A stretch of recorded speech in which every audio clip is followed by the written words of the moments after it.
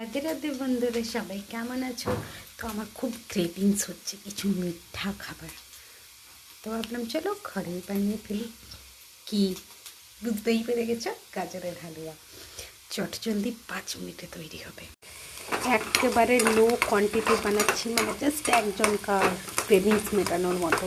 তো একটা গাজরকে ভালো করে ধুয়ে ছুলে নিয়ে পরে ভেতরে যে শেকড়টা থাকে সেটা বের করে নিচ্ছি। আর একটা ছোট্ট দেখো কিউট পাতিলা বসিয়ে দিয়েছি। এখানে 1 চামচ ঘি দিয়ে গাজরটা ভালো করে আমি একটু ফ্রাই করে নেব। জাস্ট একটু ফ্রাই, যখন সফট দেখো কতটা সফট হয়ে গেছে, বাস তখন একটু লো আঁচে করে এর মধ্যে দুধ দিয়ে দেবো।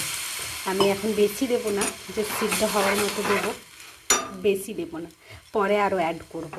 তো বাস একে আমি একটু হাই ফ্লেম করে দিলাম, জাস্ট সিদ্ধ হচ্ছে।